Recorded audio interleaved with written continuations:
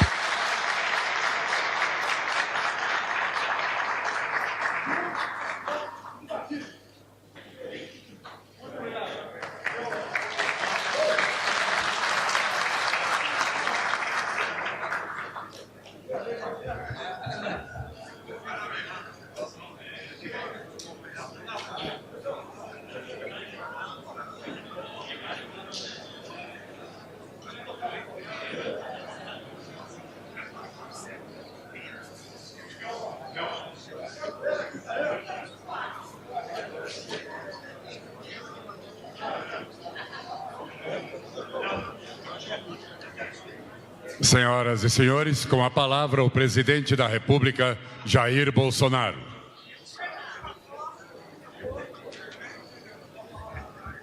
Pode tirar esse... Pode tirar daqui. Pode tirar isso daqui.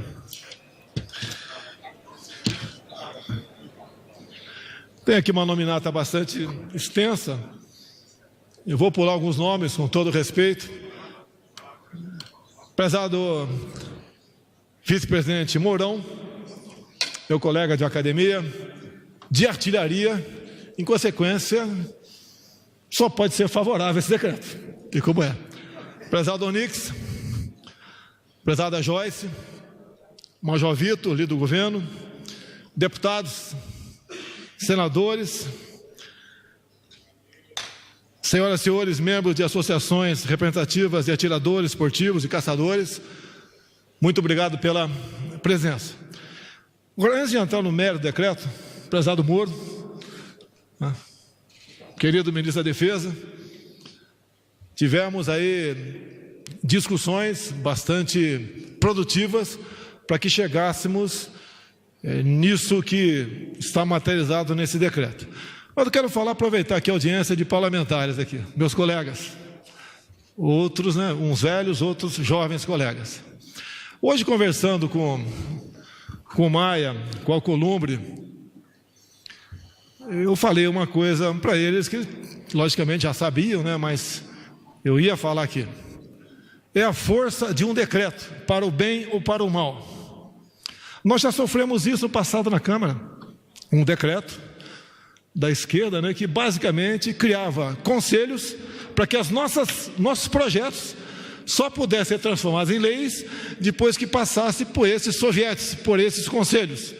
Bem, esse decreto foi revogado por ocasião do revogaço. O que eu quero dizer aos senhores? Assim como nós assinamos há pouco um decreto sobre o horário de verão, e quando eu toquei no assunto no programa Silvio Santos, estava lá presente o João Campos, eu citei o nome dele, porque ele estava lá. Outros que assinaram ou que tiveram propostas nesse sentido, caso estivesse presente, eu falaria teu nome. No momento, em nome do João Campos, eu saudei, obviamente, todos os parlamentares tinham um projeto, proposituras, na linha de acabar com o horário de verão. A questão do decreto dos CACs, que foi além um pouquinho, foi um pouco além de apenas dos caçadores, atiradores e colecionadores. E deixo bem claro para a imprensa, ninguém está liberando caça no Brasil, ninguém. Antes que alguém pegue isso, né, e use para dizer aquilo que nós não queremos, caça só mediante lei. E eu duvido que o Brasil libere mediante lei caça, a não ser a questão do javali, tá? Que o pessoal sabe da história. Então o que eu quero dizer aos senhores, eu estou à disposição dos senhores, né? Qualquer projeto, qualquer decreto do passado que vocês acham, né, que ele tenha sido feito de maneira que prejudica, vai além da lei, e em prejudicar, logicamente levar algum malefício para uma região qualquer, para um estado, para um município, nós estamos prontos, uma vez recebendo a proposta dos senhores, via lideranças da Câmara ou via Casa Civil, em 15, 20 dias, junto à assessoria jurídica nossa, a SAGE, na qual nós temos aqui o Major Jorge Oliveira, que teve uma participação enorme na confecção disso, juntamente com os colegas da Polícia Federal, do Exército Brasileiro, entre outros, estamos prontos para alterar esse decreto.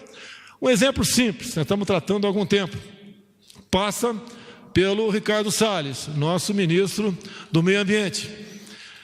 Nós temos um problema na Baía de Angra, que um decreto impede que nós possamos desenvolver o turismo, em consequência, desenvolver economicamente a região.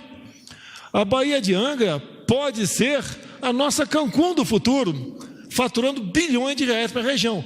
Qual o problema? Um decreto presidencial que considerou grande parte daquela área, somando-se 29 acidentes geográficos, entre eles ilhas com praias maravilhosas, onde, num raio de 1 quilômetro, não pode se exercer qualquer atividade humana. Se alguém passar por lá e estiver morrendo, nade em direção à África, porque se for para a ilha, vai ter um problema sério. Então nós temos que acabar com essas barbaridades, porque em qualquer lugar, qualquer país desenvolvido, você casa desenvolvimento com meio ambiente. E nós temos a satisfação de hoje em dia, termos um ministro dessa área, que entende do assunto e sabe perfeitamente os seus limites, no tocante ao desenvolvimento econômico e preservação do meio ambiente, que todos nós queremos. Então, estamos abertos aos senhores, qualquer decreto que, porventura, os senhores julguem que extrapolou, foi além, e esteja prejudicando o desenvolvimento, ou seja lá o que for da região dos senhores, estudarmos rapidamente, se for o caso, obviamente, nós alterarmos o decreto. Vamos agora ao que interessa, né? O decreto dos CACs. Esse demorou um pouco mais de 60 dias para chegar à conclusão, porque havia conflitos em todas as áreas. Nós temos gente em nosso governo que achava que deveria seguir a orientação de governos anteriores, partir para o desarmamento, como se isso realmente tivesse contribuído com a segurança, e não estava contribuindo. E deixo claro também, esse nosso decreto não é um projeto de segurança pública, é, no nosso entendimento, algo até mais importante que isso, é um direito individual daquele que porventura queira ter uma arma de fogo ou buscar a posse de uma arma de fogo, seja um direito dele, obviamente, respeitando e cumprindo alguns requisitos. Por exemplo, nós tínhamos direito a 50 cartuchos por ano, não passando para 1.000. O pessoal do CAC não podia ir e voltar para o local de tiro com a tua arma municiada. Estamos abrindo no decreto essa possibilidade. Praça das Forças Armadas, com 10 anos de serviço ou mais, são as praças estabilizáveis, passam a ter o direito ao porte de arma de fogo. A gente não consegue entender se um praça das Forças Armadas, um sargento, um subtenente, né, caso ele não possa portar uma arma, com todo respeito aos demais, né, quem é que vai poder portar? As questões do impedimento, os problemas que tínhamos, às vezes, de interpretação, levando-se em conta as polícias militares e demais polícias no Brasil. Buscamos a solução do decreto. Agora, deixo bem claro que nós fomos no limite da lei. Nós não inventamos nada e nem passamos por cima da lei. O que a lei abriu oportunidade para nós, nós fomos lá no limite, lá nos finalmente. E apesar de eu falar agora que não é uma política de segurança pública, eu sempre disse nas minhas andanças pelo Brasil ao longo dos últimos 4 anos, isso é pessoal meu, que a segurança pública começa dentro de casa. Não é, Alberto Fraga? Começa dentro de casa a segurança pública. Eu falo Alberto Fraga porque é o mais antigo dos senhores que eu conheci, porque eu conheci em 1982, cursando a Escola de Educação Física do Exército, lá no Rio de Janeiro. Então eu conheci o Fraga, garotão, né, cabelo preto, tá, cheio de gás, corpo atlético, e fizemos amizade desde aquele momento. E eu não nego a minha amizade e minha simpatia pelo Alberto Fraga. Assim sendo, meus senhores, é com muita satisfação, com muito orgulho e com muita honra que eu assinei esse decreto na presença de pessoas tão maravilhosas como vocês. E quero repetir o que eu falei aqui, agora há pouco. Nós, Legislativo e Executivo, juntos, nós mudaremos o futuro do Brasil. E eu acredito em vocês.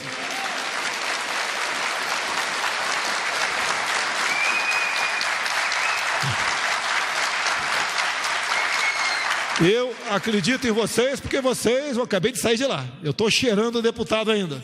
28 anos lá dentro. Está encalacrado no meu paletó o cheiro de deputado. Então, o nós é nós mesmo, pô. Nada quase mudou de lá para cá.